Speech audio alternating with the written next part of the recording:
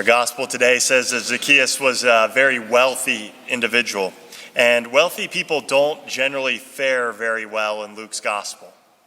Earlier in the gospel, we hear about the poor man Lazarus and the rich man who dined sumptuously every day, and that rich man ends up in torment for all eternity. And then we have the rich young man that Jesus calls to leave everything behind and follow him. And he goes away sad because he had many possessions. But Zacchaeus is different. This story is going to turn out differently. Even though he's wealthy and he had a prominent job, and he would have had probably a pretty good social network with all the different Roman officials that he could have rubbed shoulders with. But when he hears about Jesus, he does everything he possibly can just to see him. And so what we can see in that is that Zacchaeus was not fulfilled by what he had. He had all the money he wanted. He had a great prominent position, but he was searching for something else. There must have been some emptiness within him that led him to want to see Jesus so badly, to the point where he would even climb up a tree just to get a view of him.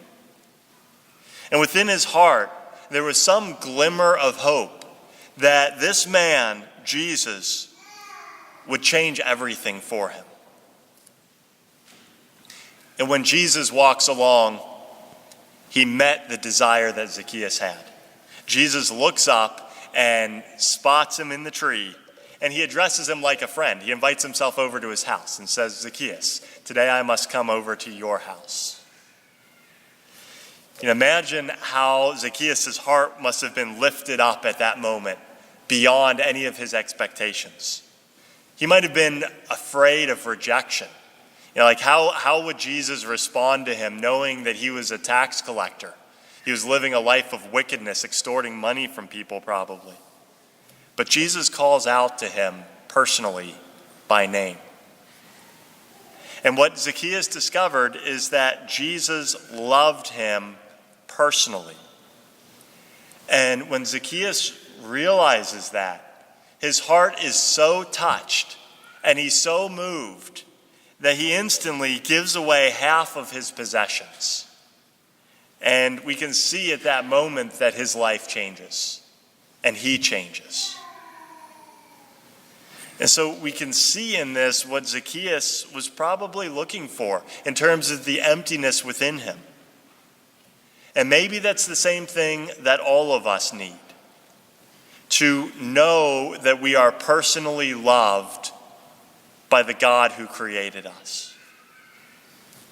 The deepest need of every human heart, if we look at all the relationships within our lives, friendships are important. Our family relationships are important. But the most fundamental and the deepest relationship we have is with the God who created us. And until we find that relationship in a real and authentic way, there's going to be an emptiness within us. But Zacchaeus finds that relationship, and it satisfies his heart. If Jesus Christ were to come today and to walk through the streets of Urbana, would we go out to meet him? And not just because there'd be a huge crowd there. If people found out that someone who walked the earth 2,000 years ago was walking the earth today, there'd probably be a huge number of people that would go out just to see the festivities. But would we really desire to go out and meet him? Do we have a burning desire in our hearts to encounter Jesus Christ? Or if not, have we on a certain level settled for life without Jesus? Or without a meaningful relationship with him? A lot of times attachments can get in the way of that desire that we should have to meet our Creator. Whether it's wealth or friendships or popularity or sports or a career, those things can interfere with us seeking out what's most important. Zacchaeus let all those things go. His wealth was not an obstacle to him because he was willing to relinquish it and begin a new life that was completely transformed by Jesus Christ. And so maybe some of us, if we aren't experiencing that joy and that longing within us, maybe it's because there's some other attachment that's primary within our hearts, some sort of false god that we need to let go of before we can experience that longing that Zacchaeus did. Now, the reality is we don't have to dream about Jesus walking through the streets of Urbana as if it's some sort of fantasy. We have Jesus Christ present in the Holy Eucharist, fully present, body, blood, soul, and divinity.